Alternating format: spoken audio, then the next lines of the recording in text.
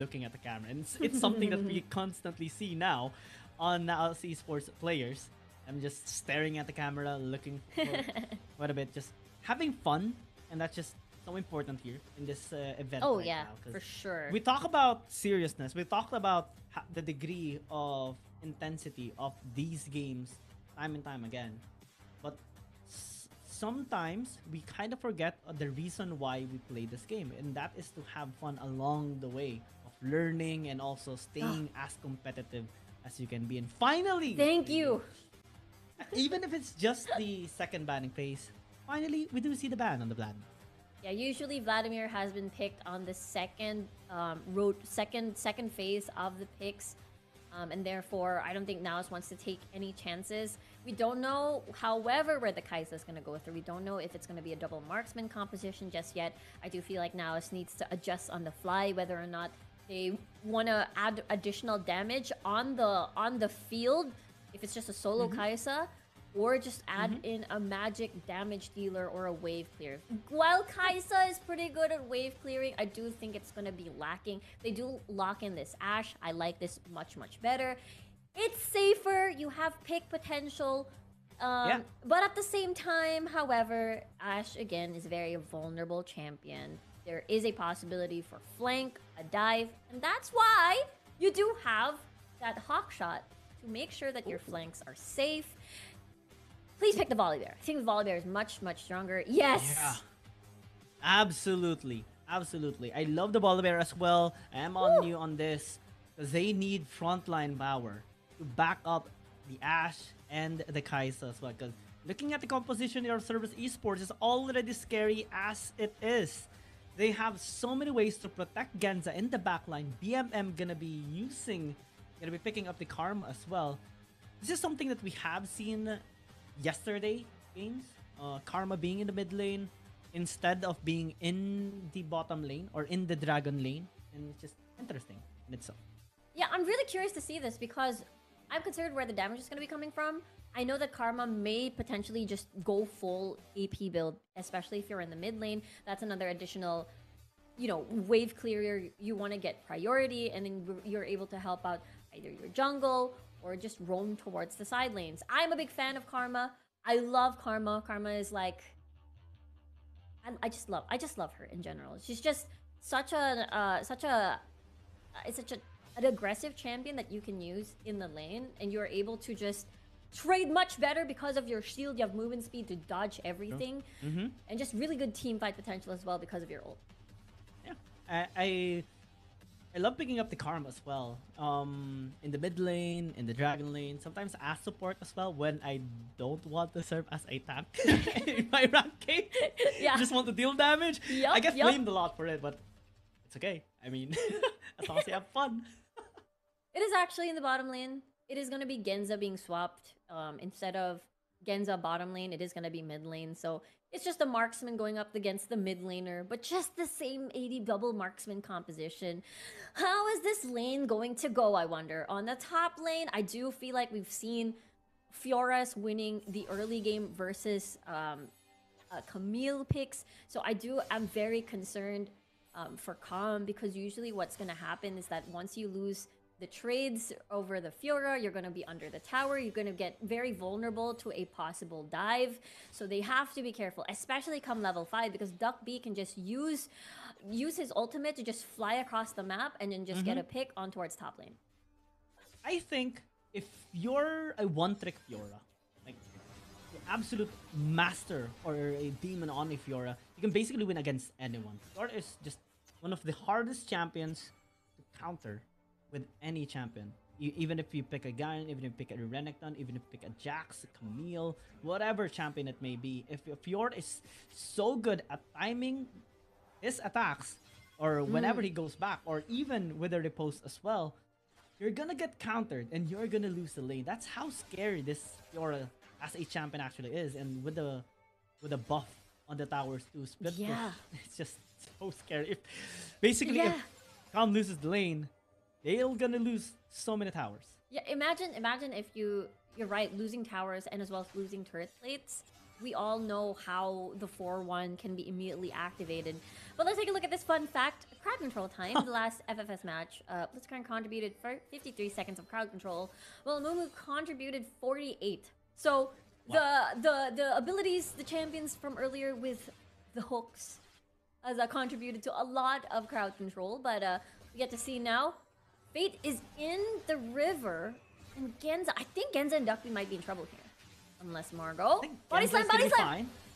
Body slam not onto Genza though. Margot might actually be in trouble. Mitsura will be forced to use the flash. No one dies here in this early contents. A bit of a mistake, I would say, on both sides in terms of priority. But everything's fine. It's just that's the start of it. Everything's fine. Everything is a-okay.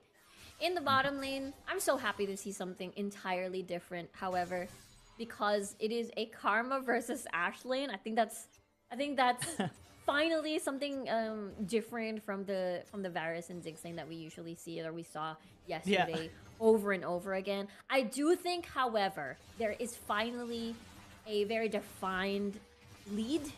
Oh, that's the turret played. Defined lead. I do think Ashe is so much better than Karma in that matchup. Let's see. Get the pick. Ooh, they actually go in. Duckby might actually be in trouble. That's the first blow, but they need to be very careful on Y1. Margo just gonna sacrifice his life for it. At least NAOS.SWG secures first blood. Cerberus Esports, they fight back. That's a really nice first blood on NAOS. That's very clean. Level 5 immediately. Then just go over the crystalline arrow and then just get that stun. Let's take a look at that replay first. I think it's just so clean in general. There's really nothing much you can do with that tower plate because, again, Mitsura as a Kais is very short range. So the follow-up is here. The communication is right there. The unfortunate thing, however, is that Cerberus was able to trade with 1 kill. So I don't think it's that big of a win. It's still a win because you get first blood advantage with that extra gold. But CES, props to them for also evening out that score. It's going to be up to Mirmo on how he is going to be maximizing the use of that enchanted Gasa arrow, because that's the pressure when you're using an Ashe. You have to be on point with your ult every single time, especially in the early game, because every time it's on cooldown, that's the opportunity for the enemy team to go around the map without being scared. Oh yeah, you as long as you're able to land that arrow and get that stun down, you're able to just have your presence felt across the entire map without you having to even be there. The power of the globals, as we say, for both actually NAOS and CES. I mean, there is still, again, the Galio ult that is an incredible threat for any of the side lanes. Like, they shouldn't overcommit to a tower dive or else they will meet the wrath of again, that Galio and maybe turn things around. So that's why we will see NAOS play a bit more conservative, because they have to rethink and make sure that Duck B doesn't fly across the map and make it into a numbers disadvantage. This makes me a little nervous, actually, because NAOS.SWG, they should be stepping on the gas pedal right now. They have the opportunity to make picks across the map. Right now, they're letting Cerberus take this RH. Hopefully, they do take this Dragon, which is going to be the case. At least bank on the scaling, because this is Cerberus Esports. They do not hesitate getting anything that is laid out for them. We look at Taco, one of the stronger Baron laners that we have seen on Wild Rift, and whenever he gets his hands on a Fiora, he doesn't hesitate going in. Now Y1 initiates and calmly backs away, giving this tower to Cerberus Esports.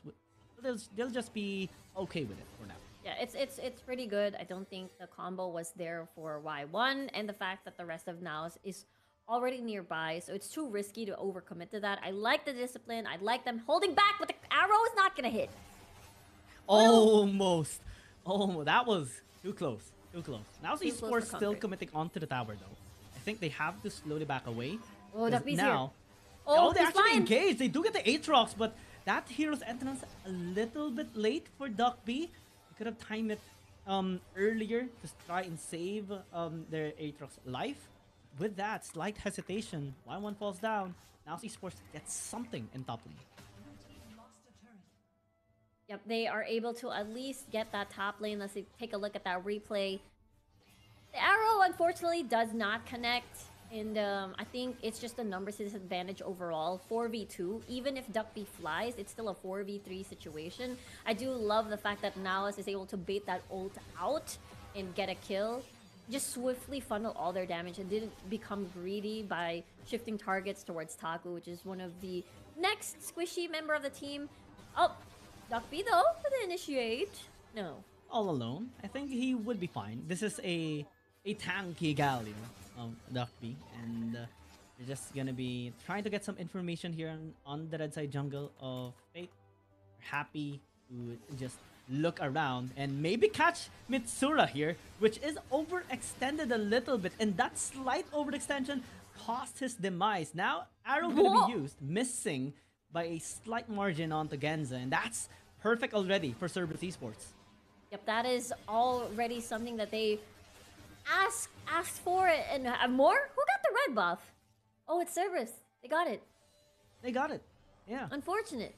NAOS right now though, they have to defend this middle lane. It's just already they're losing too much without any trade whatsoever so far. They've managed to trade objectives, but the tower, however, that's something that they are struggling a little bit. I think this is the issue with, again, on champions with short range. I do feel like Mirmo is a more longer range compared to the Kaisa, but if you're not able to even get priority in the lane to get close to these towers, it's so difficult because you're easily set up by, to be honest with you, however, I think Cerberus composition is good at more of reactive than being the one who initiates. Yeah. They don't really have a more reliable delivery system for this Galio ult compared to when you have a Jarvan on your team, when you have a Camille on your team. They really have to be more reactive this way. And I think the reason why NAOS is so... NAOS acknowledges this, and that's the reason why they're not as aggressive. So this is the reason why it's a bit slow. It's like 8 minutes into the game. It's just 2 for 2. But gold-wise, because of turret plates, it's 32k. It's a 4k gold difference in favor of CES because of all of these turret plates. Cerberus Esports is just basically waiting for mistakes from NAOS Esports. When an arrow doesn't connect, when Margot misses the cast, if Calm doesn't have that much backup, that's when Cerberus Esports strikes back. They wait for a mistake from NAOS Esports, but this time they're actually gonna start things soft. Good, just as Sponge, they do take the tower. They're just gonna be shoving them away as Y1 takes a bit of damage on himself as well. They do back away for now, happy with what they got in mid.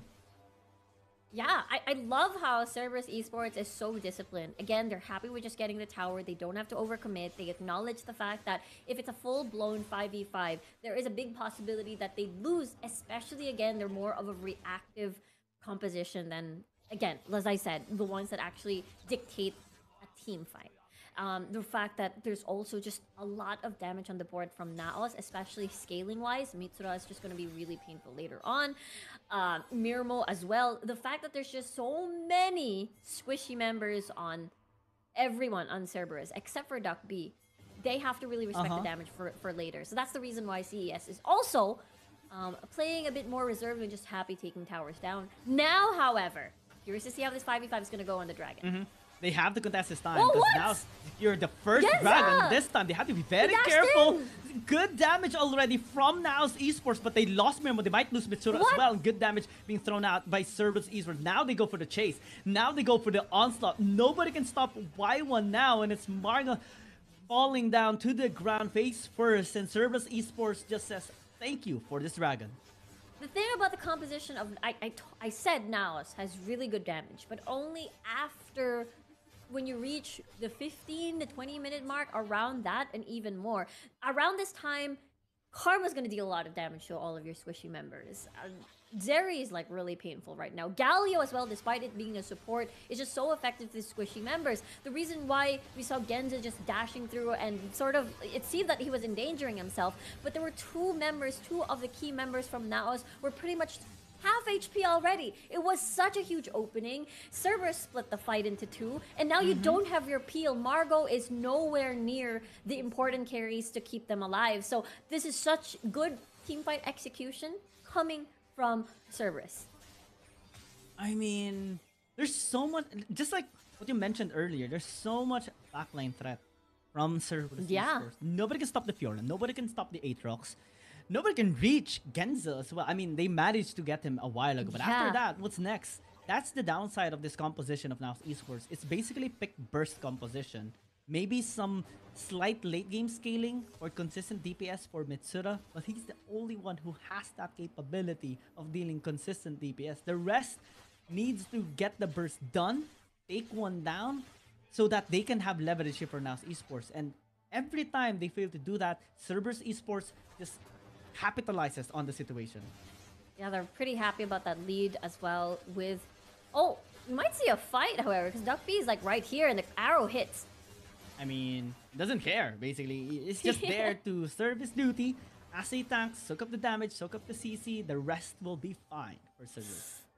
And now Baron is up and running. This is the time where NAOS has to look towards the top portion of the map. The thing is, they don't really have that big of an advantage when it comes to map space at the moment. They also have to deal with Taku split pushing as well. There is no particular answer. I don't think Kam can win that 1v1 against Taku because of just the gold gap in general. So there is a big need actually for the crystalline, for the arrow to reach and stun Taku first before Kam can actually go in and be confident in the fight. He needs help from Fate, needs help from Mirmo, maybe Margot as well. Because alone, he cannot deal with the Fiora. Yes, you have your Hullbreaker to help with the push. But either way, the Fiora is going to win the 1v1. It's going to win if ever you do, you come as too far forward. And this gives opportunity for Cerberus Esports. Just move around the map, not being scared at all on whatever NAOS Esports tries. Yeah, that's why. That's why CES is now on the driver's seat. There is still respect on the potential NAOS outplay. That's the reason why CES hasn't pulled the trigger yet on the Baron. They're not very confident on their 4v4 yet. I do feel like they really need Taku's assistance in here. But we'll have to see. I think the Hawk shot is just making things much harder for CES to comfortably take this Baron. And as I say that, they're actually just pulling the trigger now. They're like, okay, let's just bait them into this fight that they're not prepared for. Basically, Cerberus Esports is like, okay, you see us? Now watch us take this Baron. Oh, arrow. They have no choice but to let this Baron be taken by Cerberus Esports. That's how ahead CES is actually right now. They have a 5,000 goal lead. They have contested the dragon scaling of NAOS Esports. And in terms of scaling, they actually have the better scaling comps. I really do. Oh! Ooh. A potential fight. Oh my! Hextech Ultimatum cancelled by Duckby with one item. That stasis. I think that's the struggle that we've seen so far in the entirety of this tournament. It's just those single target lockdowns, just like the cease and desist. It's just so easy to be countered by hourglasses once you have the money, of course, but also skills like the pool of Vladimir. So that's one thing. Oh, they're starting to fight. Boom. Isolation, but it's only Doc B. It's actually able to tank in so much damage. Now Stormbringer going to be used. Finally do take him down. Whoa. But what are they going to do with Genza, with BMM? Tackle as well, just waiting patiently in the backside. As now Y1 engages, slams the sword down, gets one down as well. And Cerberus Esports now starting to knock on the base. Mitsura goes in with a killer instinct, but might be killed instead. Has to be extra careful. Aku is backing away as well, just giving respect to NAOS Esports. They have the damage, but I think it's just not the same damage output as what Cerberus is dishing out. We saw when they're all clumped in one space, as we take a look at that replay, the focus is all towards the Galio, who had more magic shields, who had more defense mechanisms, who had basically took the brunt of all. That was beautiful, by the way. That is absolutely insane. And I think what do you call this? It's the Galio just really tanked a lot of that damage, of all the skills and everything in the world, all the abilities, and therefore it just gave Genza and the rest of the carries just so much space to work with. They don't have Shred as well here on NAOS Esports. That's why Cerberus Esports is just happy engaging now. A while ago, during the first few minutes of the game, they were waiting for opportunities, but this time they're creating opportunities. Fate gonna be the first one to get engaged, has to be extra careful. Oh. Hero's exit gonna be used by Duckby. saving himself. But now they turn to BMM. Might actually be an opportunity nice. for NAOS.SWG, but they lose one member as well, and they need to back away. The Aatrox is wrecking havoc. World Ender might even be a game ender moment for Cerberus Esports as they get 4. It's only Mitsura remaining alive, but only to tell the tale that this game 1 is for Cerberus Esports. What a game for Cerberus. This does feel like it's very by the book. If we were to read a story and see how it all began, where it went out of control on the ends of Cerberus, I do think it all started because of the tower plates. It was a 4K gold lead, and unfortunately NAOS just couldn't trade. They didn't have the ability to get priority in lane.